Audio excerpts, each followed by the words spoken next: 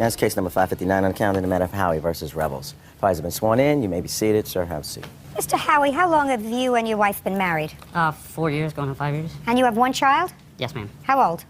Our child is 4 months old. Defendant is your former girlfriend. You have a child with her who is now 12 years old. Is Yes, that right? Yes, ma'am. You and your wife get along? Yes, very much. You may have to tell her to butt out of your business. That's going to be a hard thing for you to do. Yes, ma'am. But I read your complaint, and that's eventually what you're going to have to tell her to do. Butt out. Because this is your complaint, which I have a sense that would not have been brought were it not for your wife. You were moving from one location to another. Yes, ma'am. The defendant moved into your old place. Is that right? That's correct. And there was some furniture there. According to your wife, because she wrote the complaint, you loaned her the furniture, said you could use it. And then you left and you moved to your new location, where you still reside. Yes, ma'am. And you also left the cable on in your name. That's correct, in Kristen's name, my wife. And she said she would take care of switching it over. You eventually did switch it over, and there was a cable bill for a couple of months. How many months? It's 2 months. Which is how much? $367.57 from the collections. Right. From collections. From the collections now, because now it's Okay. in collections. Some of that was her bill. Don't speak! And you want the furniture back.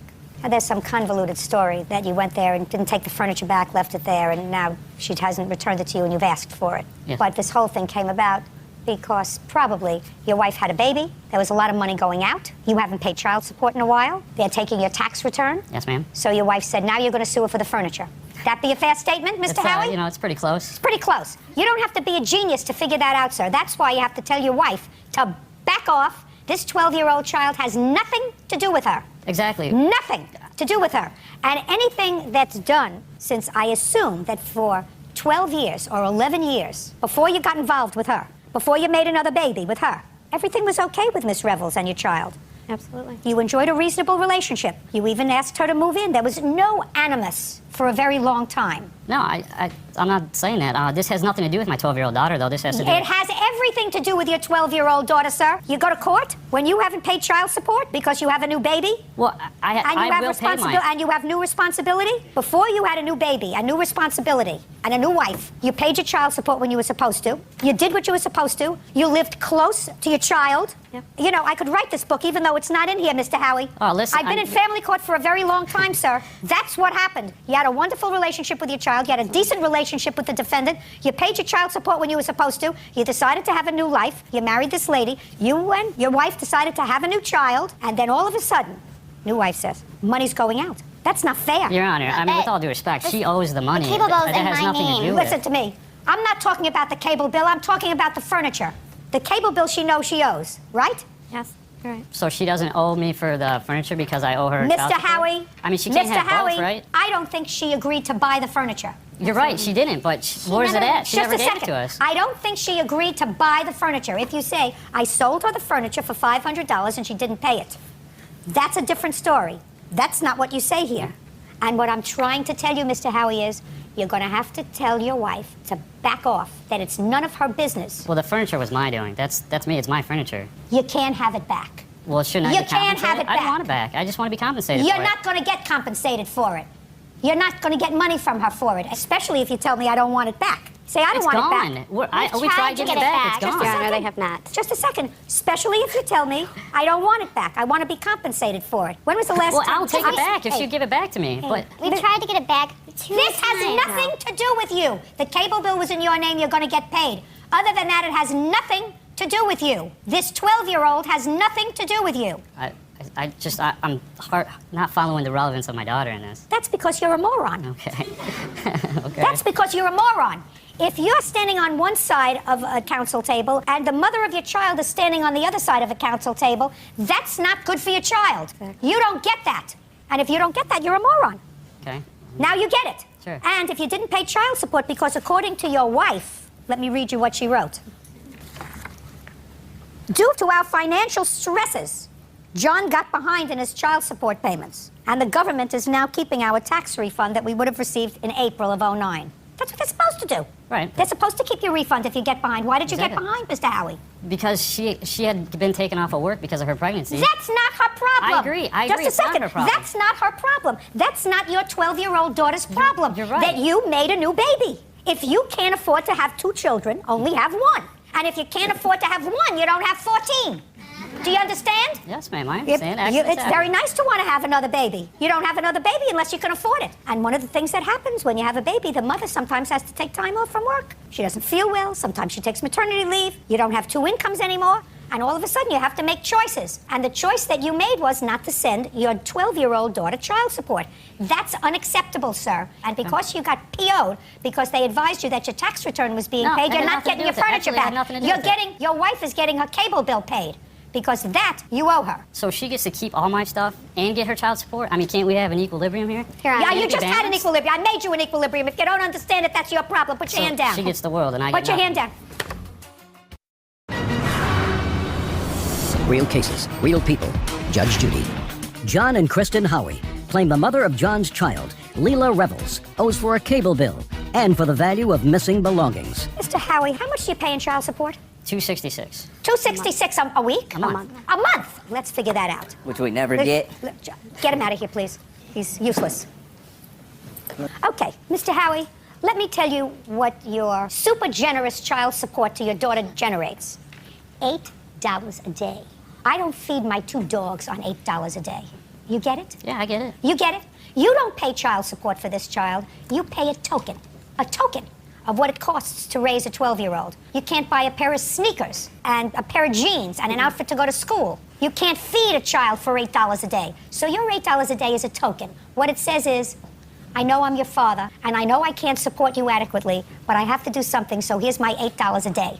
Do you get it, sir? I understand what you're saying. And you don't even pay that. You have some gall standing there. You really do. You have some gall standing there. And I'm telling you, there's going to have to come a time when you're going to have to find yours and tell her to stay out of your business. Do you understand, Mr. Howard? Yes, ma'am. Go looking for them. We understand each other?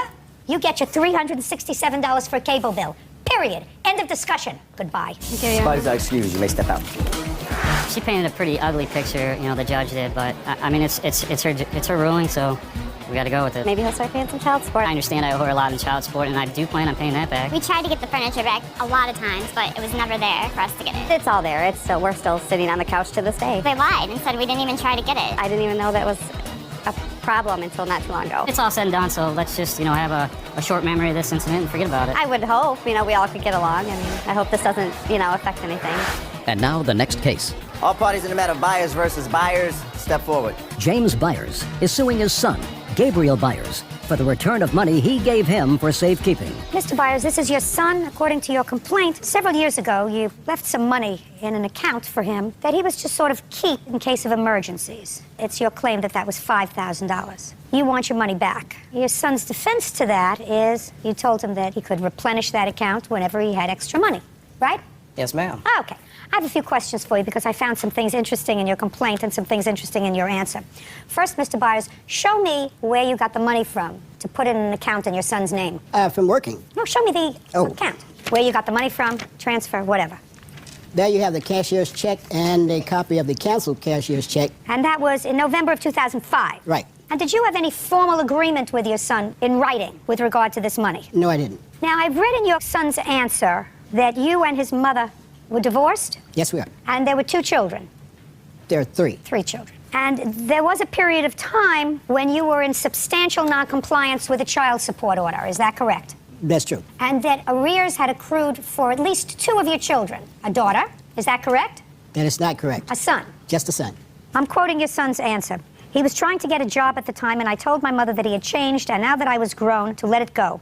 She signed off on approximately $60,000 that he owed her. My mother called me very upset over his second attempt to get his back child support cleared again, and I had had it. So is that for the same child, sir? I really not an don't know. answer. I really don't know what he's saying there. Well, I have no I'm idea. asking you questions, sir. In what year did you have your former wife sign off and say she no longer wanted to collect $60,000 from you in back child support? In what year was that? I have no idea. What year, sir? Sorry, I don't remember exactly. Well, figure it out as closely as you can. Otherwise, I'll call your mother. It was 2004, maybe. So it was about the same time that your father gave you a check for $5,000. Is that correct? That check came some years later. No. That check came in 2005. Okay, then the child support thing happened maybe a couple years before that then. Who was the child support for? The child support that was signed off on was for myself and my brother. How old is your brother? He is 40. And when were they coming after your father for this back child support, or was your mother coming after him for the I guess back my mother child? was coming after him about it And she signed off on it? after I talked to her about it, yes. Right, and then you got a check for $5,000 from your father. Yes, I did. Why do you think that your former wife signed off on $60,000 worth of back child support? Your Honor, I have no knowledge of her signing off on anything. Was she Years- pursuing child support from you, sir? Did she have a case, or was she proceeding with a case to try to recoup the child support that you owed her? I simply don't know. I Well, have your no son idea. knows, and she would know. She's a simple phone call. She didn't sign off, as far as I know, on any $60,000 worth of child support. Child support in any amount. Not that I know of. She Well, told me that explain- she had. She told me she had signed off, let's say in '98 or something like that. Was and it then 98? I began to get notices of child support. I go to her and I ask her, I said, "What is this?" She told me you had signed off. She said, "Well, give me the notices and I'll take care of it," and then didn't. So I don't know of anything about any sign off, period. All right. Now you're going to tell me the story so that I can believe it about why you gave your son a certified check for $5,000. I simply gave it to him for safekeeping. I was I want you to explain to me why a certified check, sir. well, so I could have a paper trail.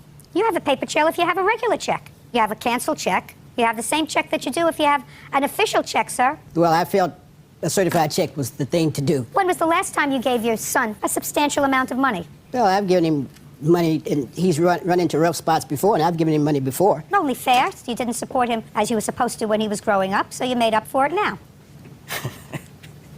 Only reasonable. I'm trying to understand what money before had he Just to say, given what me. doesn't make any difference? Does anything that I say sound as if it's hurting you, sir?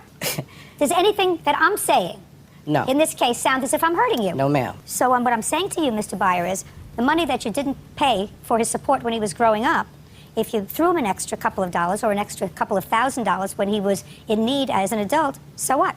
It was money that you owed anyway. I owe his mother money, not him. You don't owe his mother money anymore. I owe his mother money. When was and the not last him. time you gave his mother money? There is an order in place. That's not my question. When was the last time you gave his mother money? I can't remember. Well, was it in this decade? Was it in this millennium? The only thing I can tell you is that I'm paying child support, and I am current, and I have been current for 10 years. He can't be current. He's 37. I'm current in the arrears that was set up. When your son has the money to give you back that you left in his care, he'll pay you back. Can you give him back any money now? No, ma'am. I left the money with him simply for him to, as a keepsake, for me. As a keepsake. And actually, as a he would keepsake. run Mr. into... Byer, I never heard such a ridiculous story in my life. And if you and your son have an agreement, and your son says that you have an agreement, I don't know why he said it. I'm not exactly sure, because I think if my common sense dictates to me, there was sort of a quid pro quo, that your son got his mother to sign off on this child support, and in exchange he got $5,000. That sounds logical to me. What does not sound logical to me is an adult parent saying to a child, I'm giving you $5,000, as you just said to me, as a keepsake for me, and I'll come to you when I need it or when I want it. That suggests that you can't take care of your own money, or that the state was coming after you for money, and the reason you put it in a cashier's check was that there was no paper trail. No paper trail, not a paper trail, no paper trail. So you had accumulated some cash, you wrote out a cashier's check, and you gave it to him to put away. Yeah, it's case number 578 on the calendar in the matter of DeBarry versus Gagliano. Thank you. You're welcome, Judge. Parties have been sworn in. You may be seated. Ma'am, have a seat. Mr. DeBarry, you and the defendant were in a relationship and you lived together Yes, Your until Honor. sometime in May of last year. Yes, Your Honor. According to your complaint, you believe that Miss Gagliano is responsible for several things. First, for an assault that you allege she perpetrated on you on that day. Second, you claim that she filed a false application for a restraining order against you, which caused you to incur some fees. You want her to be responsible, in addition, for a hotel that you had to pay for when she filed these false charges and you were forced to leave the home. Yes. The defendant says that you actually did, in fact, assault her. She says that, in addition, she had to, since she was arrested, she had to stay in an apartment for a couple of weeks while you were living in her home. And in addition, when she finally was allowed back into the home, she found that the place was a mess and that you allegedly took some property that didn't belong to you. When did this incident occur? May 24th, 2000. And how long have the two of you been living together at Just that over time? 2 years. So why don't you start by telling me what happened on the 24th of May? Well, on May 24th, I had picked her up from the airport because she had been at her family's because her father had passed away. And, you know, we came into the apartment and I went into the bedroom and I got on the computer because I was looking for a rental car. And she right away started getting irate with me and yelling at me. Why was she yelling at you? We had conversations to the fact that we weren't getting along, that there was some issues. Before she went away or when she was... While she was away, I I had brought it to her attention that I felt like I was just a roommate You know, I'm paying bills and I'm living there, but there's nothing else. So we discussed that when she got back, we would talk. As soon as she got back, she didn't say nothing on the car ride back from the airport. She got into the apartment and she flipped out. Well, tell me how she flipped out, sir. What She did started throwing stuff, my golf clubs across the room. She wiped off everything off the desk and the dresser. Well, what was it that precipitated that? Something usually happens before. Nothing. She was just, I couldn't understand. This is a shock to me because she was never like this. So she continued to get irate and she's like, I want you out of here. Were you not sympathetic to her? I was. Okay. And I said, you want me out of here? Call the cops. She refused to call the cops. So she got in my face, clenched her fists, and turned red, and she was gritting her teeth, and she's like, pushing towards me like she wanted me to hit her. And I just backed away. I said, you need to get out of here. You need to go sit down and go do something because I don't need to deal with this. She's like, I want you out. I said, here, call 911. I typed 911 in my cell phone, and I went to hand it to her. She wouldn't take it. She finally walked out of the room. I sat down at the desk. I was on the computer chair. And a couple minutes later, she came back and she lunged at me on the chair and started digging into my face. So I had 911 programmed in the phone, so all I did was hit send, and I got the dispatcher. And I told him, she's attacking me. You need to send somebody here now. And she got up and she was hysterical and she went out in the other room. The dispatcher told me, lock the door, stay away from her, and stay on the phone with him, which I did. Police officers arrived, and that's when they started investigating. Do you have the police report? Yes, I do. I'd like to see it, please. Here you go. There's also pictures on there, too.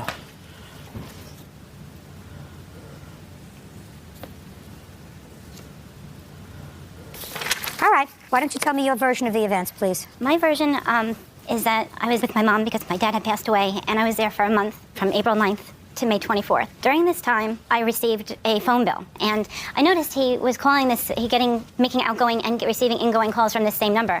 And I questioned him about it, and he says he had fallen in love with this other person, and I didn't want him to be with me if he was in love with someone else or having relations with other people. When did he tell you that? I don't know the exact date. Well, is it when you were away? Or it was when I was at my mom's house. It was at my mom's house, and we had conversations for him to leave because we were both unhappy in the relationship. Because it was pretty much... So far, does that ring a bell?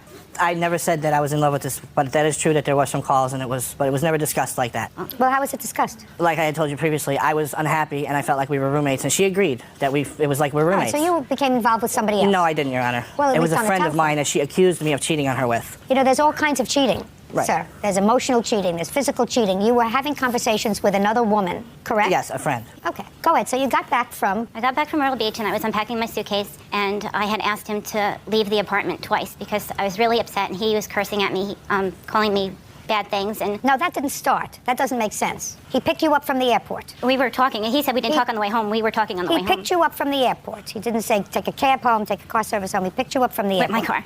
I don't care whether he picked you up with your car or not. He picked you up at the airport, correct? Right. And there was no scene at the airport. In the car there was. I said there was no scene in the airport. And when you got home, he just started to curse you? Is that what you're telling me? That doesn't make sense. Makes sense that you were angry with him because of what you saw on the phone bill, but it doesn't make sense that he would start cursing at you. Well, because I told him I didn't love him. We had discussed that we wanted to separate, and I had asked him to leave, and he said no, and he became very violent. Well, tell me what he did. I went over to the desk to get... Make sure it's consistent with this police report. I went over to the desk because I saw my car keys on there, and I didn't want him leaving with my car. I should have just let him leave with my car and reported Don't tell me what you should have done, just tell me what you did. So I went over to the desk to just grab my car keys, and he grabbed me by the neck and was holding me by the neck. And then once he had me by the neck, I tried to get him to release me, so I scratched him on the face. Police officers said I observed Michelle's neck and did not see any marks or any form of injury. At the headquarters, Michelle stated that Joseph slammed the door in her face and injured her back when he jumped on her. Michelle made no claim of these actions when Sergeant and I were at her residence, and there were no injuries or marks consistent with her statement. He advised that while she was in the holding cell, Michelle did not confide any information that she was in fear of Joseph. Michelle was charged with simple... Real cases, real people. Judge Judy. Joseph DeBari says his ex-girlfriend Michelle Gagliano owes for an assault, hotel fees, and for filing false charges.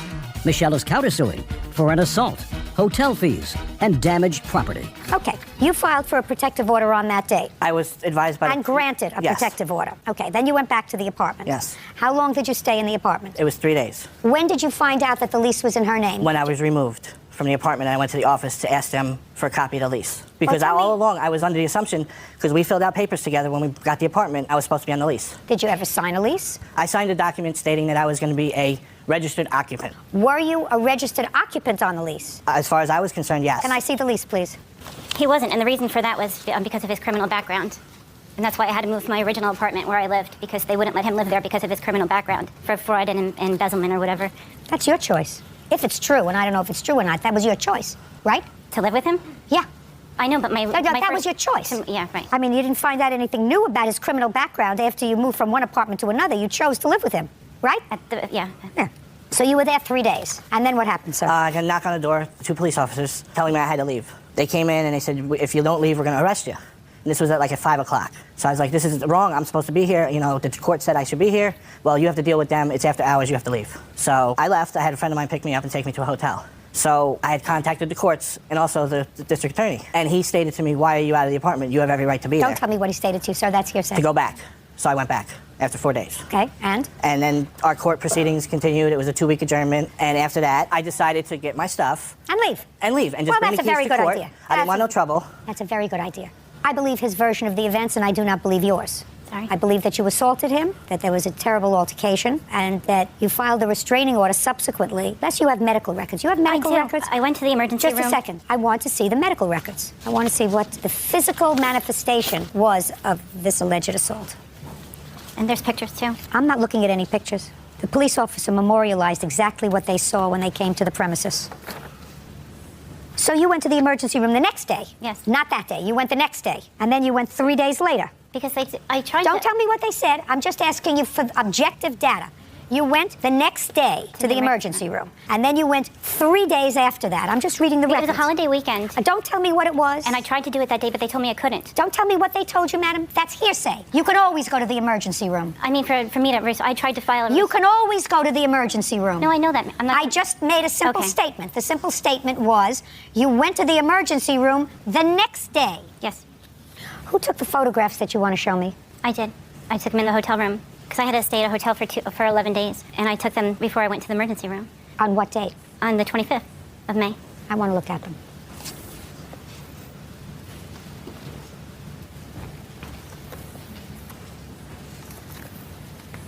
It's nonsense. Okay. You were asked to leave because of what? That she filed a complaint against me. When did you file a complaint against him? It was when the courts reopened on Tuesday or Wednesday. I'd like to see the complaint.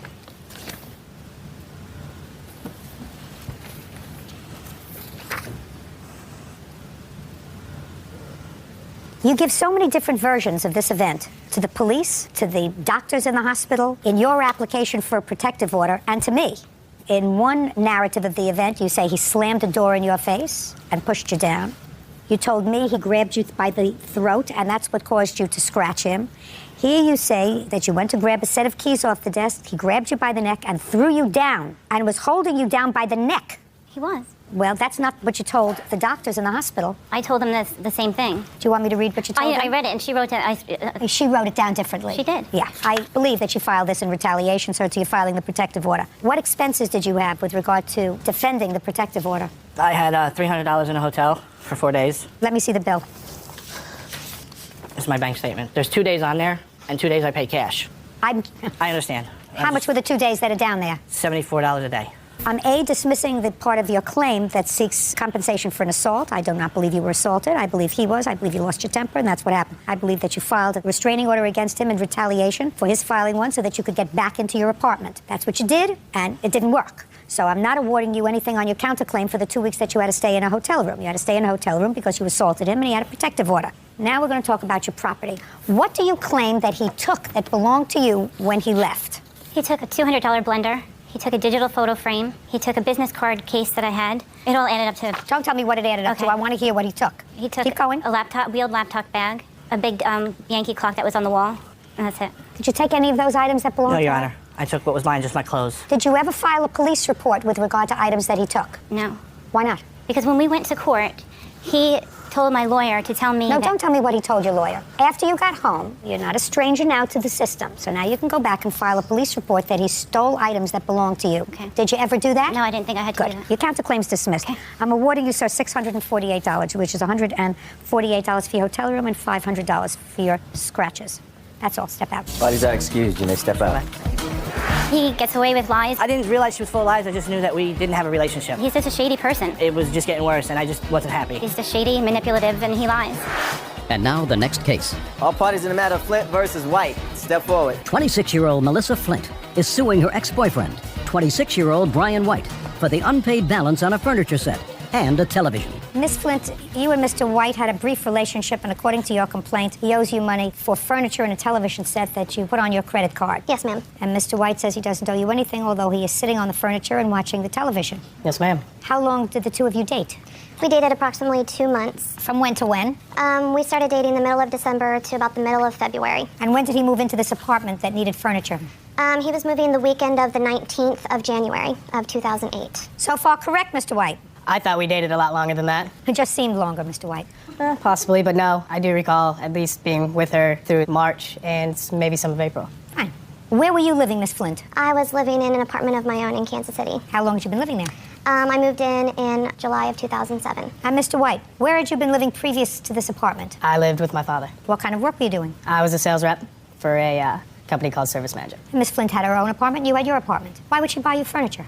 It's a good question. No. I always ask good questions, Mr. White. Yes, ma'am. That's why I'm here. I That's expect right. from you a truthful answer. I will give you a truthful answer. Then get to it. Okay. She was with me at the time that I was moving out of my father's house. My roommate and I didn't have a bedroom or a TV, a nice So you TV moved for in with a downstairs. roommate? I moved in with a roommate, yes. I did. Go ahead. Anyways, as we got down to it, we were beginning to move in. I still did not have a TV or a bedroom set. She was willing to. No, not she was willing to. I want you to tell me how it came about. Well, I asked her if What did she you would- ask her? If she would help me purchase a bedroom and a TV. And what did she say? She said yes. And what did you say? I said I would help make payments. Then why are we here? Because at the time we were together. No, don't look down. Then why are we here? Because at the time when we were together, she said she would help make payments with me. At the time that we broke up, I found out that she was with her ex-boyfriend. Who cares? I stopped making payments. On what theory? I looked at it as a gift. He has really no defense to this. The fact that he didn't like the reason for your breakup is not a reason ma'am. not to pay the bill. We were together when she helped me purchase these. We went into it together. No, you I didn't go into it together, sir. Yes, we If you did. lived together in an apartment with her, I would hear you. She ma'am. had her own apartment. You moved We in had with a our own roommate. place. Listen to me. You moved in with a roommate. According to your testimony, not more than 3 minutes ago, you said you had an understanding. She said, can you help me buy the furniture? She said yes. And what was your understanding? She bought the furniture and I would make the payments. That's what you just said. I said I would help with the payments, ma'am. When was the last time you helped with the payments? The last time I helped is after we broke up. The month that we broke up, I made Listen, my you last look payment. foolish enough. Don't say anything else. All right? You look like enough of a fool. Say nothing else. You don't want your father to see this. $2,158. Judgment for the plaintiff. Thank you. That's all. Parties are excused. You may step out. She got back with the next boyfriend. We weren't even dating. We didn't talk. Order. All rise. Quiet in the courtroom. Yes, case number 8 on the calendar in the matter of Montejano versus Martinez. Thank you. You're welcome. Judge Parties have been sworn in. You may be seated. Folks, have a seat, please. Miss Montejano, it is your claim that at a party where I conjure up in my imagination there was a lot of drinking going on, that Miss Martinez assaulted you. You want her to be responsible for your medical bills and for your pain and suffering as a result of that assault. Miss Martinez indicates in her answer that this was a case of self-defense. Yes. First, tell me, on what date was this party you attended? It was January 11th. 2009? Right. And at whose home was the party? It was at Edson's house. Who's? Keep your voice Edson's up. house. Who was that? Him. I mean, Nicole's boyfriend. mine. You say it was at his house. Well, I didn't know she lived there. It was. You live there as well? It's my house, yes. Who owns the house? I do. And what was he doing there? He's my boyfriend. So you own the house. He lives with with me. you. Mhm. Who invited you to the party? A friend of ours. Who? I can't say her name, but we were invited personally to that party. What do you mean you can't say her name? Her name was Alexia.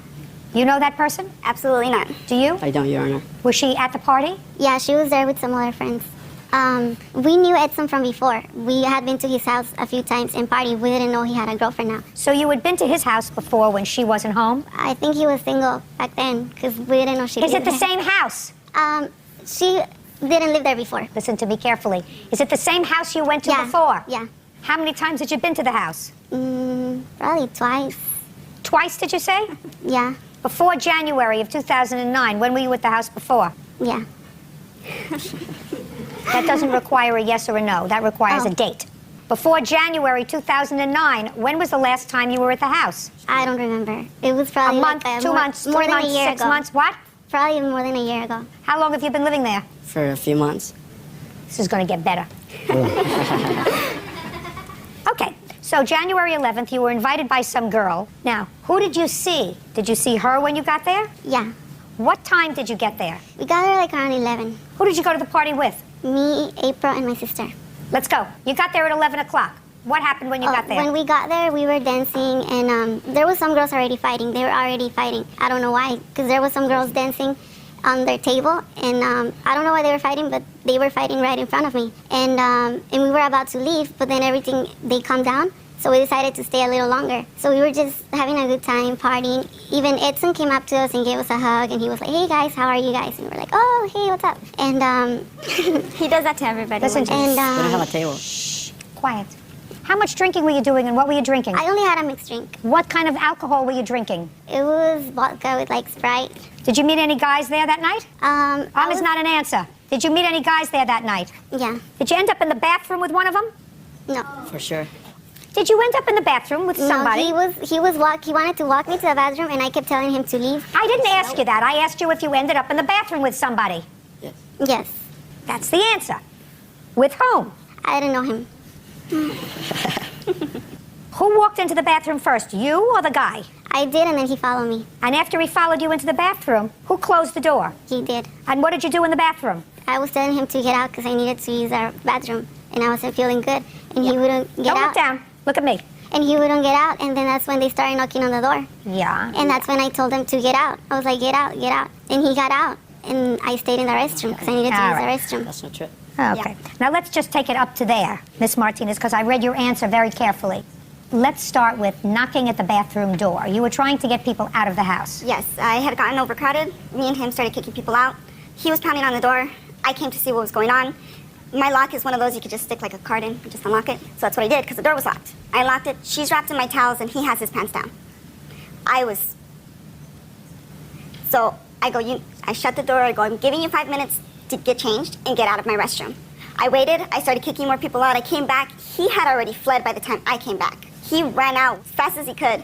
I came in, she's kneeling in my restroom, and she's telling me to hold on. I go, no. I gave you 5 minutes to put your clothes on, and I asked you to get out, and I asked you nicely, and I didn't do anything. She didn't want to listen. She kept telling me to hold on, so I grabbed her, and I pulled her out of my restroom, and I told her to leave. We then started throwing punches at each other because of the way I pulled her out, and that's when everything had started. Next thing I know, I have 2 other girls come and jump me as well. I have 3 of them on top of me by myself. You mean these 2 girls? Those 2. Okay. Which I don't know what the 16-year-old was doing at my house or why she would bring a 16-year-old to my house, but Who's she was 16? there.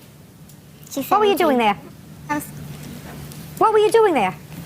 wanted to go with her, and yeah, we ended up there at the party. That you didn't go to until 11 o'clock at night? Yeah. Who do you live with? My mom and my dad. They let you go to a party at 11 o'clock My at night? parents weren't home that weekend. Hey, Sorry. Our parents weren't home that weekend, so we left. She just said she was at home with her parents. how many times do I have to tell you? Don't speak to me. Sorry, Your Honor. Don't speak to me sitting down, and don't stand up until I ask you. Okay. Understand? Yeah. Perfect. So your parents weren't home that night, or the whole weekend? Yeah. But you knew it was the wrong thing to do? Yes. Now you can sit down. Okay, go ahead, Miss Martinez. All 3 of them had a full grip of my hair, and I was trying to swing. I couldn't because they had me like literally bent over. And the first thing I grabbed was a bottle, and I swung. I didn't know who I was swinging at. I just swung.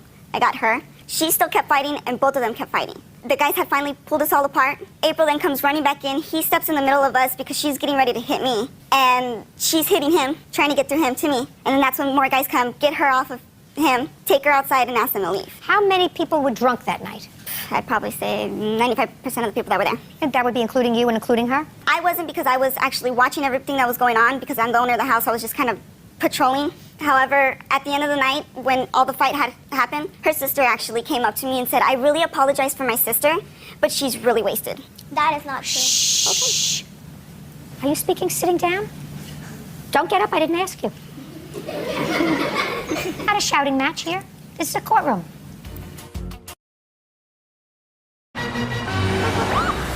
Real cases, real people. Judge Judy. Sandra Montejano says party hostess Nicole Martinez beat her up during a wild night of drinking. Nicole claims she was acting in self-defense. Okay, tell me your version. Now you're in the What bathroom. happened was Now saying you're in the it's such a bathroom. lie. And if you think that I believe that he followed you into the bathroom and nothing was going on there, I don't Don't. even remember that guy taking his because pants you were off. wasted, because you drank too much. Maybe he tried to do something with me while I was using the restroom. Because you were but I don't drunk, remember because you that. drank too much. And you brought, she's your don't younger remember sister? doing Hey, anything with I'm him. speaking. Oh, Now you're trying yeah. to talk over me. First I can't hear you, and now you're trying to talk over me.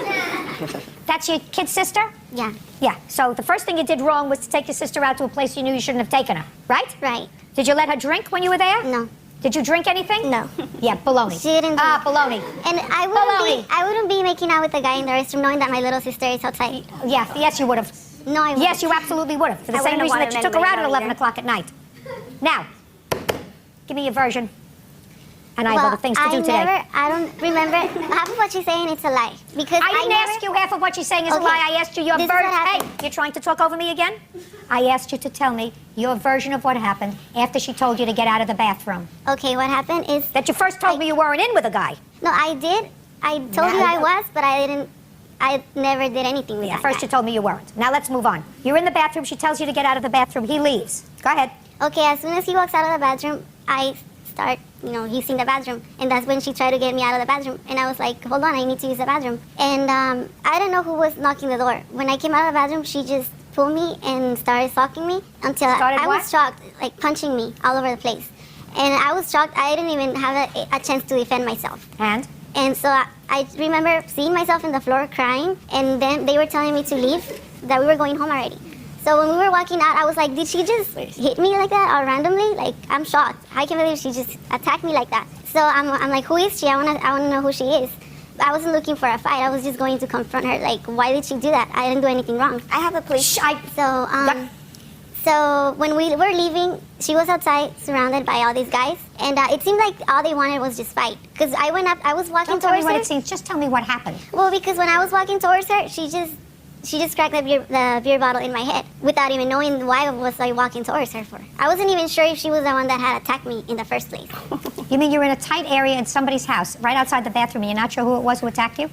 Right. Maybe I was because you were still, in my mind, I was still looking for the girl that attacked me. And I don't know where she Drunk. Drunk. As a skunk. Drunk. Go to the hospital? Yeah.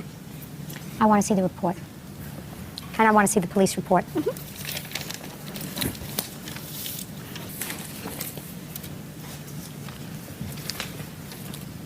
Thank you, sir.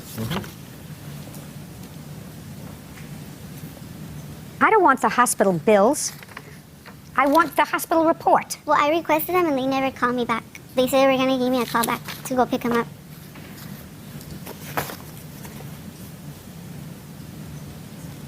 Okay. You told the police officer that when plaintiff came to you, you swung a beer bottle that was in your right hand. Is that right? That's what you No. told the police. That's what you told the police. That's what they put down, yes. No, that's what you told them. Okay. And at the police station, you acknowledged that you were wrong and that you shouldn't have done it. Yeah. Okay. Well, that's a start. You had no right to hit her with a beer bottle. You understand that? I know. Once somebody tells you to leave their house, you have to leave. We were leaving. No. Immediately. You overstayed your welcome. You were in the bathroom doing something you shouldn't have been doing. She wanted you to leave. It's her house. You should have left immediately. That doesn't mean that she has the right to lose it, which she clearly did. And so she has to be responsible. You have no health insurance? No, Have any of these bills been paid? not yet. How many stitches did you have? 2. What was the total amount of your bills? $6,700. Judging for the plaintiff in the amount of $5,000. That should cover some of your medical bills. Now, can we have the next case, please? This is case number 9 on the calendar in the matter of McKay versus Rodriguez. 22-year-old April McKay is suing Nicole Martinez's boyfriend, Edson Rodriguez, for assaulting her at the party in question. Have the parties been sworn? Yes, I have. Okay. All right. Miss McKay, you were at the party. You were the third member of this triumvirate who went there. Correct. And it is your claim that Mr. Rodriguez assaulted you. Correct. According to the police, very uncooperative, Mr. Rodriguez. Correct. Why were you being uncooperative with the police? He asked me to remain seated, and I stand up to get some water. That's why that was considered uncooperation. What, you were dying for a drink? But he asked me to remain seated, and I was upset because of the whole situation, and they just got into the house, and I went to get water. That was it. You think that I believe that? I think yeah. No. How much did you have to drink that night, I didn't Mr. drink Rodriguez? At all? At all. So you tell me, Miss McKay, how he assaulted you. Basically, it's from the start, just the way their case was earlier. We were there at the party for a while, enjoying our time. We got invited by some friends. Anyway, so I seen Sandra coming out, and this girl, don't remember. But anyway, she came out of the restroom, they started fighting. So I went over there to separate them, and I was trying to separate them as, so she came and tried to help me to separate Sandra and Nicole from fighting. That's when Edson came up to me and grabbed me and said, no, let them fight, don't, just let them fight. So no, I was telling him, I'm not gonna let them fight, I'm gonna go and separate them, I wanna leave, I'm not here to, have any fights against anybody. So I pulled him apart again, that's when he grabbed me by the hair and started punching me. He dragged me down to the floor and started socking me in my chest. then therefore we both went to the hospital for that. While I was getting drugged down by his fist and he was hitting me on the chest, I heard Sandra screaming and I heard a beer bottle break. I heard screaming, that's when the cops arrived, and that's it. I don't know what happened after that. Go ahead. Ma'am, Your Honor, she's 100 pounds, 5 feet tall. If I would beat her up, she will be in the hospital for a couple of weeks. Oh, you're a big macho guy. And I know you understand that. Now, according to the police report, it says that 2 male guys were punching her in the stomach, and she just said that, and she didn't admit that. And I had that in writing according to a police report. Is there another male there? No, not that I know of. Can I see a copy of your hospital record? Sure. And I have the police report. There's that. You were driving that night, Ms. McKay? Yes, Your Honor. Did you have anything to drink that night? No, Your Honor. Go ahead, sir. I'm listening to you. She declared, I mean, according to... Don't tell me what she declared here. I'm asking you to talk to me. Did you hit her? No, I don't. Didn't put your hand on her? Yeah, I did. How? I grabbed her hand so she wouldn't punch my girlfriend, and I was trying to control the situation. Then she fell down, and I didn't attack her at any time. How did she get a chest contusion? Well, that's a lie. No, that's according to what the doctor says. Yeah, but she also said... And that's according to what Well, the she got involved in the fight when my girlfriend was fighting Sandra. I couldn't be back then. So you mean when all 3 girls were involved in the fight, she could have gotten punched then? Correct. So you just pulled her away? Just pulled her away, trying to control. Did she fall? Yes. Tell me how she fell. Right when I noticed she wasn't there anymore, I just turned around. I didn't look at her falling, right? It was like 10, 15 people outside trying to control the whole situation. Now, over there says that there were 2 guys attacking her, which now she declared that's not true. Yeah, are you trying to tell me what I have to look at in order to evaluate this case? No, Your Honor, I'm sorry. I asked, just tell me what happened. You pulled her off her. Pulled her off her, trying to control And she the fell. situation. I'm not satisfied that Mr. Rodriguez punched you and assaulted you. I think he probably grabbed you and got you off her and you probably fell. But I think there was a whole lot of fighting going on there. And the only one who did something that was actionable was her. Because she knows that when she picked up that beer bottle, took that beer bottle that was in her hand, and hit her over the head with it, she knew it was wrong. And she knew it was wrong because she had allowed this group to come into her home and then got angry when this young lady wouldn't leave as quickly as she wanted her to leave. She sort of acknowledges that even in her answer, lost her temper and lost her cool. And she can do that as long as she doesn't do it with a beer bottle. He had nothing to do with it. Your case against Mr. Rodriguez is dismissed. That's all. Thank you. Please excuse you, may step out. Brooks. Parties have been sworn in. Judge, you may be seated. Ma'am, have a seat, please. Miss Malafont. You are Miss Malafont. Who are you? Miss Malafont. She's my mom. Mother. Why don't you have a seat? How old are you? 17. The defendant is your father. Yes. And according to your complaint, you needed a car. And your father agreed to help you out with getting a car. He put down the down payment on the car with the understanding that you would make the monthly payments and keep up with the insurance. Yes, ma'am. Now, I assume from your complaint that you followed through with your end. Yes, I did. And there came a point when he took back the car. Yes. When did he take back the car? He repossessed the car on June 23rd, 2001. And you say he had no basis to repossess the car and you want all the monthly payments that you paid to a bank, I assume. It was, yes, Home Financial Services. For the time that you had the car? Yes. And that was $1,440. So you had the car, did you have the car in October? Yes. October, November, December, January, February, March, April, May, June. Yes. You had the car really 9 months. Yes. Your father says you did not follow through with your responsibility. As a matter of fact, you owe him a substantial amount for the car. So, tell me what your arrangement was with your father. On October 12th, we went in there. We both decided that I would agree to be responsible for the vehicle. He paid the $500 down payment. We also purchased insurance, and he paid $500 to the person who rebuilt the engine. While the car was in the shop, he did pay 1 car payment, and we both agree on that. He paid $500 down payment and one car payment for a Why week. did he make the car payment? Because at the time, I was unaware that he even made the car payment. Well, you didn't make the car payment. No. I was trying to work, and he had let me use his vehicle while mine was in the shop. I have a daughter, and I didn't exactly have all the money to pay for it. Because So you didn't have the money, so he made the car payment in February? Yes. And what was the monthly payment? It was $180 a month, but he only paid $170 that month. Okay. Go ahead. On May 1st, 2001, me and his wife had got into an argument. Words were exchanged. I said a couple of things, she said a couple of things, and then we started fighting. She headbutted me in the nose and broke my nose, and she hit me in the back of the neck with a picture frame. I moved out because they were on drugs very badly, and I couldn't take it anymore, and I didn't want my daughter to be around it, and I myself did not want to be around it.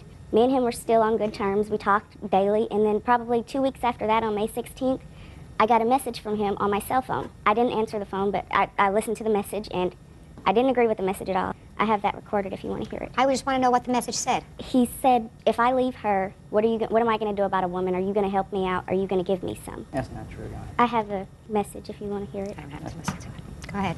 I called the Department of Human Resources and spoke to someone named... Where were you living at this time? I was living with my mom. I guess he was mad because I called DHR on him about that, and he took the car from me. Okay. Had you paid May's payment for the car? Yes. Okay, you have proof that you made I have proof of all the payments, yes. Okay, what about the insurance? Was that all part of the 180? Uh-huh. And I also have a check, a copy of the check that Virgil wrote to the man who rebuilt the engine, stating that he did pay for that. I don't have all the receipts. I mean, I didn't expect for this to All the happen. receipts for what? For the car payments that I made. I have probably 4 of them, but I didn't keep them all. I didn't expect to be here in this situation right now. So you only have proof of making 4 payments? Virgil gave me that paper. He highlighted all the payments that I made, and he signed at the bottom of it. Well, I see here there was 1 month when you made a payment of $90, and then you made a payment of $80. Yeah, that was, I would pay early sometimes because I would have the money at that time, and I decided to pay early sometimes. No, you weren't paying early. What day was that? May 11th. May 11th, I made a late payment, and they allowed me to make, they gave me 5 days of grace, I believe. No. Instead of making a full car payment in May, you made a partial payment May 11th of $90. Yes. Then you made another payment on May 18th of $80. Yes. Okay, and you say the payments are $180 a month, so 9 and 8 is 17, so that's $170. You were $10 short. Okay. Okay. Then you don't make any payment in June, the beginning of June at all. You make a payment June 22nd in the amount of $80. Yes. That's not responsible. Ms. Malafont, I'm going to tell you why you have no basis for a lawsuit against your father. You have no basis for a lawsuit because you had this car for 9 months. Yes. And you say you made $1,440 worth of payments. That means that you paid $160 on average a month. Okay. You had the full use of a car for $160 a month for a period of 9 months. Yes, ma'am. You understand? Yes. You can't rent a car for $160 a month. I understand that Good. the car was in, that I should be responsible for the months that I have paid for the car, but I don't think that he had a good reason for repossessing it from me. Well, I'm going to let him tell me, but you did not keep up your end of the bargain. If he co-signed for this for you, and you are a minor, which means they can't go after you at all. Yes. You can't make a contract with a minor. That has to do with your lawsuit, too, sir. You did not fulfill even your moral end of the obligation because you did not make these payments on time, as you're supposed to a finance company. They don't want to, at the end of the month, when your payment is due in the beginning of the month, get a partial payment. And you didn't do that once, you did it more than once. Real cases, real people. Judge Judy. 17-year-old Tina Malenfant says her father, Walter Brooks, illegally repossessed her car. Did you receive a call from the company in June? I received a call that they did not have any indication of her having any liability insurance. Now, she only had collision. That's what was financed. But the state law, as of July 2006, you had to have liability insurance. She never carried it. I always carried it. And she had an accident. Had you discussed that with her? I had discussed it with her before she moved out, that she needed to cover her insurance, that I wasn't going to cover it anymore. And she ignored it. No, Your Honor, he didn't. He had canceled my insurance a long time before I moved out, and he never even notified me. And when the car, he had canceled it when the car was in the shop, actually. And when he told me about the car payment that he made when the car was in the shop, he said, and I'm not paying for your insurance anymore either. And I said, well, that's fine. I'll get my own insurance. And he said, did you ever do that? I was going to. But No, not going to. Did you ever do that? No, I didn't. Okay. So he did have a discussion with you and told you back in February, it's your car, it's your responsibility, get the insurance. Yes. And you didn't do it. And you didn't make a February payment, and you only made a partial payment in June. So he had every right to take the car back and say, listen, I can't risk my own financial situation, put my own financial situation at risk because she's not doing the right thing. Yes. So you had every right to take back your car. So you have no case. Now, you have a counterclaim, and your counterclaim is for the down payment that you put on the car, right? Yes, ma'am. I'm going to get through it. For the down payment that you put on the car, for the cost of repairing the engine, right? Yes, ma'am. For the payments that you made for her to bring the credit up to what it should be. Correct. You can't make a contract with a minor. Didn't anybody ever tell you that, even a minor who's your daughter? Okay. Who told you that? Nobody. But you know that. Right. And you didn't make this agreement with her mother No. on her behalf. No. Where's the car now? It's just, I have it in my possession. It's at my house. Are you using it? No. Why not? Because I don't have insurance on it. I'm just using my truck. Why don't you sell it? I plan to. I just was waiting until this is over beforehand. Fine, I suggest you sell it. Okay. Good. Counterclaim is dismissed. You used the car for 9 months? Yes. You had full service of the car for 9 months, with the exception of the time that you blew an engine on the car and it was in... The engine was already, it wasn't... October, November, December, January. You drove the car for 4 months before you had to bring it into the shop. Is that right? The radiator was cracked in it when we got it back too. You drove the car for 4 Yes, months yes. before you had a problem. Now, on another note, do you speak to each other? Me and her? No, not her. Him. No. You don't speak to your father? No. I have they were to issue a protective order against him if he contacted me anymore. Well, that's too bad. How long had you lived with your father? Almost a year. And prior to that, you lived with your mother? Yes. Why did you move out of your mother's house? There wasn't enough room. I have a daughter, like I said, and there How old wasn't is your enough. daughter? She's 1. there wasn't enough room for both of us to stay there, and it was very crowded. Okay. I can't get into the basis of the protective order. It's really beyond this, so I can't make a judgment with regard to whether or not it's a good idea for you to speak to your father, not a good idea for you to speak to your father. Only the two of you know that. In any event, you had a good time with this car, you used it, I assume you used it for work, whatever. Next time you get financing for a car, it's not going to be through your dad. Are you 18? No, when are you going to be 18? I'll be 18 in March. Okay. How are you getting around now? My mom takes me. That's good. Thank you. That's all. Parties are excused. You may step out. I didn't get the money that I really do deserve. I guess it's a lesson that we both learned. They're both very sick people, and something needs to be done about them. Don't go buy used cars for your kids. I just don't plan on talking to them anymore. And now the next case. All parties in the matter of Vincent Miller versus Crowell. Step forward, please. 20-year-old student Amber Vincent and her boyfriend Josh Miller are suing 24-year-old computer technician Roger Crowell for breaking her windshield with a softball. Who was driving the car that day? I was, Your Honor. And whose car is it? Mine, Your Honor. According to your complaint, you're driving your car. It's a 1995 BMW, minding your own business, and all of a sudden you see a ball come towards the car, smashes your windshield. And it is your claim that the defendant, who was playing softball on that day, was at bat and responsible because he hit the ball that was responsible for your broken windshield. Correct. He says it wasn't him, right? Yes, Your Honor. Okay. Now, once your windshield was smashed, tell me exactly what you did. Well, first, I would like to point out, as I was on the decline of the hill that was parallel to Centennial Middle School, I actually noticed the ball players playing ball. And as I was driving, you know, I see, if my windshield wasn't there, I could have literally caught the ball with my hands. Shatters the windshield, bounces off. I don't know where it went. I pulled right in. And from that moment, the first person I saw was a woman in a van with a bunch of kids. She, in turn, was the coach's wife who was there and pointed out Mr. Crowell as the person who had hit in the ball. She said that she saw him hit the ball. She Can't heard tell me it what hit she said. something. That's all hearsay. Okay. And it's not true either, Your Honor. Well, we're not talking about an intentional act here, sir. Okay. Do you understand? We're not talking about an intentional act. You weren't aiming, or whoever hit the ball wasn't aiming for a car. You were aiming for a home run, or whoever hit the ball was aiming for a home run. So you get on the field where they were playing ball. Well, no. And you have, just a second, and you have a discussion with somebody in a car. And how long did this discussion take? I was still discussing stuff with her in and out of conversation until after the police had arrived and departed the scene. Now, when you arrived, did you see who was at the plate? Yes. Hitting who? It was Mr. Crowell. And you pulled into the parking lot. Mm-hmm. Did it take you a minute, 2 minutes, 3 minutes? How long did it take you to pull in? 30 seconds. I mean, it hit and the driveway was right there. I pulled in, parked the car. It was actually, I don't even remember if I left it. I think I left it even running when I got out of the car because I was just frantic. You're telling me that when you pulled in, you saw the defendant at the plate? Yes, he was holding the bat, standing at the plate. That's okay. not true. Shh. Don't say anything else until I ask you a question. Understood? Good. From where the person who was at bat is holding the bat and where your car was originally hit, is that in front of it? I mean, what I'm trying to figure out is, would have been a foul ball or would that have been a home run? It was, I asked who had the home run swing. Just a second. So that would have been a home run. Correct. Now, I am not really a sports aficionado. However, am I correct, Bert, that if one hits a home run, what one does immediately is drop the bat and start running around the bases? You do that immediately. Yeah. As soon as the ball takes off. Yeah. Right? In You see anticipation. it go, and you start running. That's right. You get where I'm going? Yes.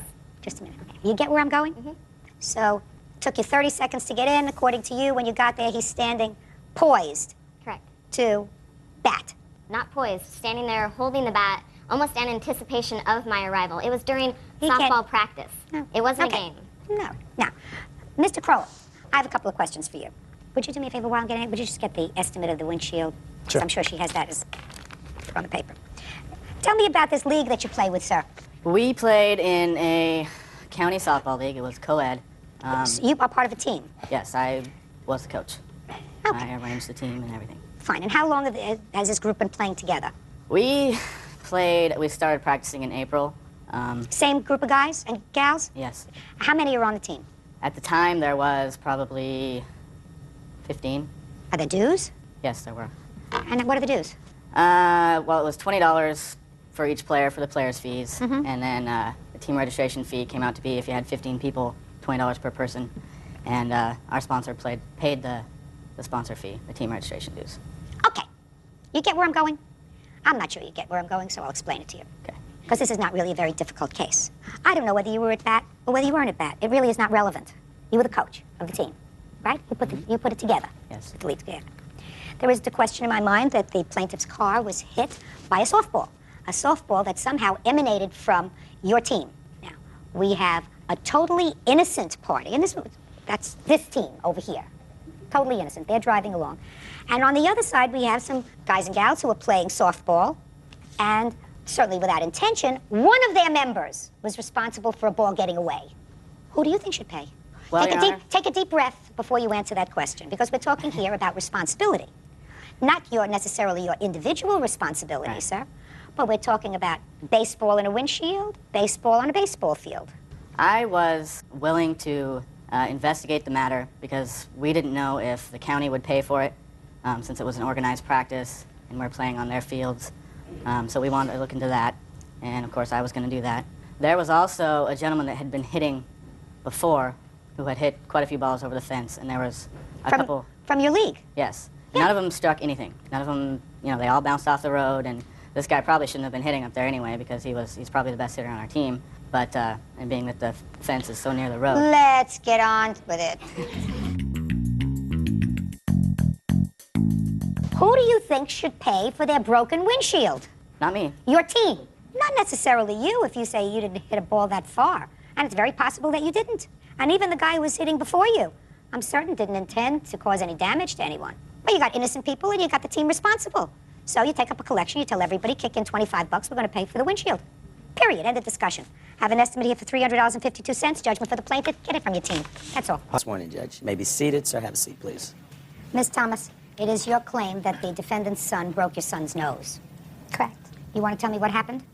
Well, I was walking down the street because my friends said they were going to play football that day. None of them were out there. And then Tyra and Judith, the two girls that were like friends that lived down the street, and they were yelling out the window.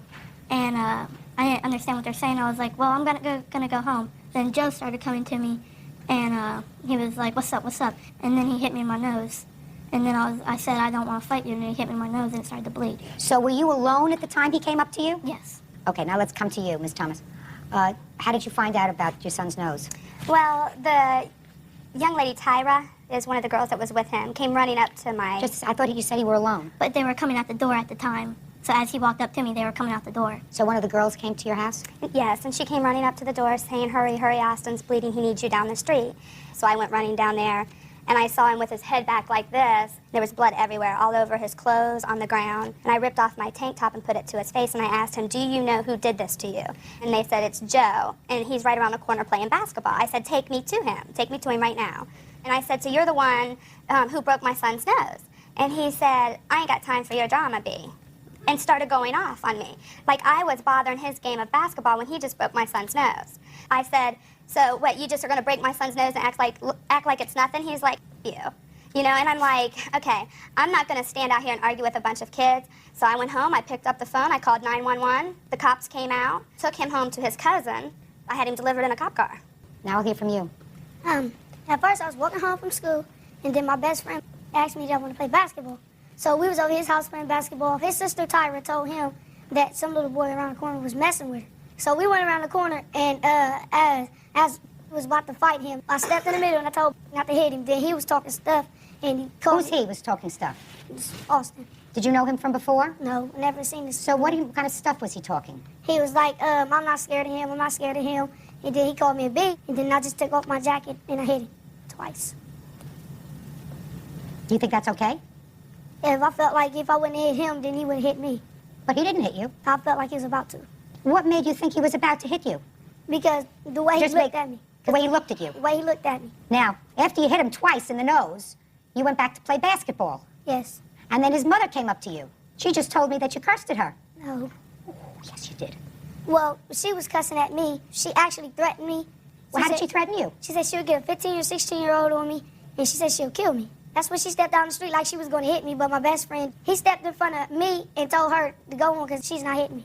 You have a police report? Yes, I do. Were you arrested? Well, took it home, yeah. After you were taken home, did you have to appear in juvenile court? No. Why didn't you press charges against him? I did press charges, Your Honor, but they were telling me even if I filed him and received a misdemeanor on him for the assault charges, the only pain and suffering or anything that I could get was $300. I'm not talking about that. I'm talking about teaching him a lesson. How many times have you been in a police car? Just twice. When before that were you in a police car? Some little kids was busting windows, and they mistakenly put me in the police car on accident, and it wasn't me. It wasn't you? No. Let me see your bills.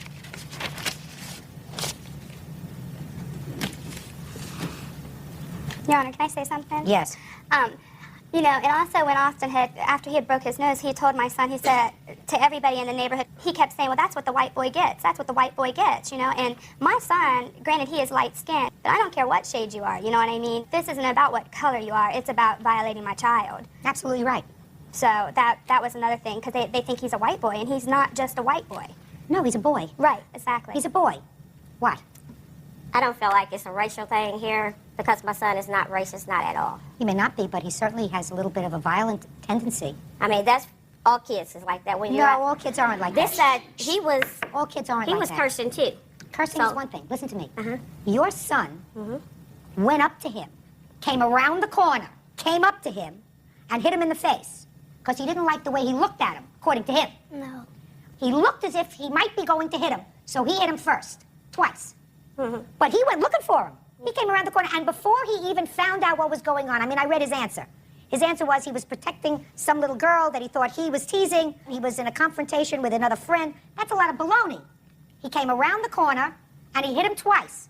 And he's responsible. He's responsible for his broken nose. He's responsible for all the medical bills, and he's responsible for pain and suffering. He's responsible for that. I understand that. What? You want to say something, sir? Yes. Your Honor, when I received a phone call from my wife that the incident had taken place, I rushed home. During the time that my wife was filing a report, she had noticed that two of the young men that were at the scene were walking by snickering. And so I asked him to come here, and I asked him, I said, you know what, I want to know which one of you two were the one calling my wife out of her name. And they began to tell me that Joe is one of the kids in the neighborhood that he thinks he has to go for bad or whatnot. He has to prove something to himself. And that the girls that he accuses my son of making fun of, we have written testimonies from the young ladies. They warned Austin to run because they knew that Joe was going to go up to him and fight him for no reason at all. I asked the police officer to make sure his mother calls us. She wanted to know what happened, and she explained to me that, you know, it doesn't surprise her that her son, you know, might have did this, but she wanted to hear both sides of the story. She's well aware that Joe is one way with her and another way out in the neighborhood, and she can't understand why he acts that way because her other children, her other young boys, don't act that way. Real cases, real people. Judge Judy. 10-year-old Austin Saffel says neighbor 12-year-old Joel Jackson punched him in the face and broke his nose. Joel says he thought Austin was going to hit him first. Go ahead.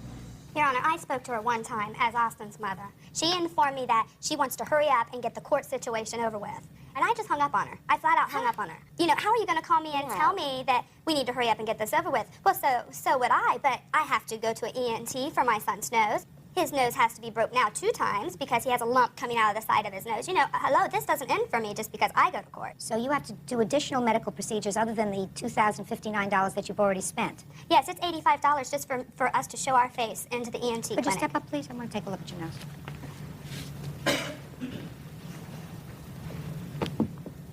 Where is it broken? It's broke right down here, right in here. You have any medical report in your file? Yes, I do. Can I see you step back to your folks, please?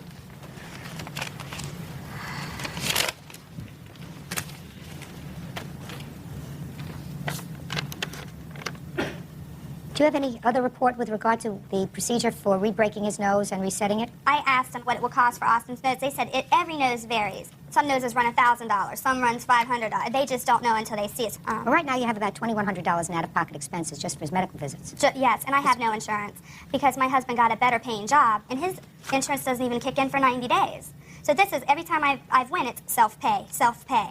I mean, we work for a living. Yes, we do. Well, I'm glad that you're I working. agree with that. I'm glad that you're working. She's not going to have any of these expenses out of pocket. You had no right to hit him. Don't look up at the sky. You're just very, very lucky that they didn't pursue this matter in juvenile court because they probably wouldn't have put you away.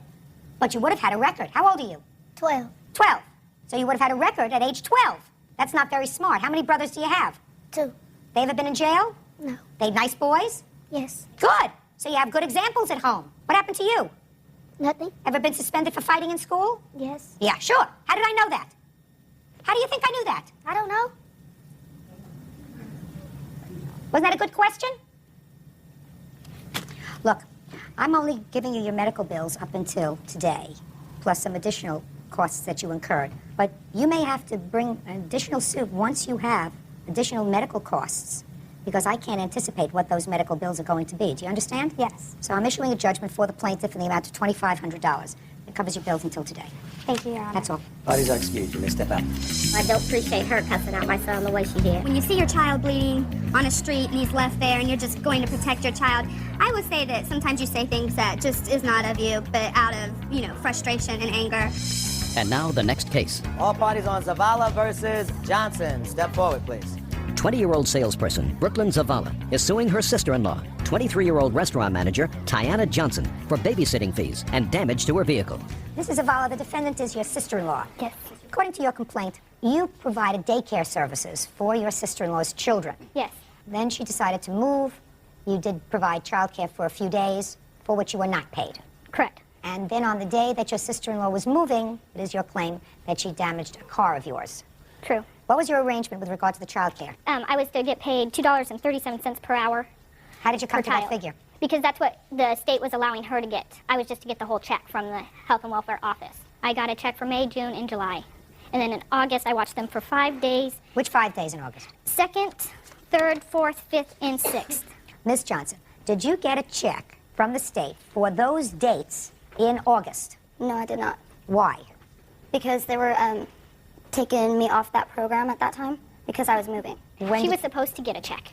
I have record right here that it got sent back to Health and Welfare. Let me see. From her caseworker. My caseworker told me that I was not getting a check for that month. So it was returned? Right.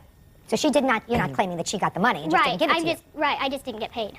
Well, she's not going to pay you. You have to get your money from the state. That was your agreement. They only pay a portion on that, so she would also have to pay on top of that. Why? That wasn't your agreement. Because That wasn't your agreement, Miss Zavala. True. Your agreement was that whatever money she received from the state, you would get. Right. And you never got any additional monies in the months that you did watch the children. True. Right? So why would you expect additional monies in August? I estimated it from $2.37 for each child per hour. Do you understand what Yes, I'm I saying do. to you? I do. I don't know what we're fighting about here for 5 days worth of daycare. If two people who are related to each other, except maybe the fight's about this damaged truck. So you want to tell me about the damaged truck? Well, the morning of the 8th of August, we got a phone call saying we needed to come to Tiana's. Tiana had something to tell us. We were told she was leaving town because she was scared to death if her husband was going to kill her, which is her witness right now. Go ahead. Her brother and her also got in an argument, and because he was telling her that she shouldn't pick up and leave like that with 3 children. Who should she leave the children with? We were going to offer, or Sean and Christine, and then Delano and Amanda, which was also her brother and sister-in-law. Okay. What happened when she left? Well, we helped her pack, and a couple hours later, she just was leaving, wasn't watching where she was going, and back into my car. She said sorry, didn't even get out of her van, and then left. She was upset, I assume, right? No, she was fine by then because we were just packing up and leaving. She was in a hurry to leave. Why do you think she was in a hurry? Because she had to meet with a couple people in Oregon she was going with. She said she had to leave because she was deathly afraid of her husband. You don't think that picking up and leaving and packing up very quickly and leaving with your 3 children, you're upset? I mean, I'm not giving... That happened a month or 2 prior to her leaving. She was still going up and taking the kids up to his house. Because he's her father. Until 2 o'clock in the morning, and she's deathly afraid of him. These are the car estimates and pictures. I also have a Blue Book value of the car as a trade-in and as retail value. Well, you definitely hit her car. She was parked at an angle right in my blind spot on a cul-de-sac, which you're supposed to be parked with the curve. She was parked straight out this way. And when I was backing out, I could not see her, and I hit her like this. Okay. $900 worth of damage. And the Blue Book value of the car as a trade-in is $375, and the retail value is $1,400. Mm-hmm. I think that's a large amount for damage. It's almost as much as the car is worth. So what do you think the right thing to do is? Actually, 4 days before she filed this suit, I had told my brother that I was going to give them some money. And she has not tried to contact me, tried to resolve anything, to even try to work out a payment or anything. Well, what is everybody so mad about? I think she's mad because I left and she was out of a job. No, because I went and got a job 2 weeks later. All I heard that day that I was leaving was, what about the check? What about the check? No, I'm going to miss you or anything. It was all about the check. No. The money. Wrong, because I was trying to talk her out of going. I was scared for the kids' welfare because the van wasn't going to make it to West Virginia. Did it make it? No. She left it on the side of a highway and with all of their belongings in it, pretty much. No, I didn't. I got the belongings there. My children were safe. My children were back safe. Did the van die? The transmission went out. How did you get to your final destination? With the rest of the party that I was traveling with. We had 3 different cars going. Where were you going? Just to West Virginia. What? I had some friends up there. Who are the other people? To stay there. Some cousins, longtime friends of the family. Well, were they going to live too? Mm-hmm. You just decided to all leave at the same time to go to West Virginia to live? Right, there was a lot of circumstances following that. Well, just give it to me in 30 seconds or less, would you? Okay, they were deciding to leave, so I went over there. They offered me to go with them, so I decided, yeah, I would Where go. were you all going? I mean, were you going to a farmhouse someplace? Where were you going to live? No, I have a really good friend that lives up there, and she offered for me to stay with her. How long did you stay there? I stayed there a matter of 2 months. And then where did you come? I had to come back to the state of Idaho. Why? For a custody hearing. And then you reconciled with your husband? Somewhat, yes. What does somewhat mean? We're working on the situation. Do you live under the same roof? No. What? Can I stand up? Of course, if you want to speak. Yeah, what I was told by his mother was that, It's hearsay. well, even he admitted it. She came back down for that custody hearing plus a battery hearing. Against him? Against him, and then they were still together during that whole issue. They came back and they're still together now, from what I heard. I guess. And the whole thing with the car is, when she was up in West Virginia, I talked to her, said, you need to start making some payments. And that was like almost a year went by and nothing happened. You owe them $900 to fix their car. With regard to the money for your 5 days of babysitting, I suggest that you take that up with the state. Okay, do you understand? Yes.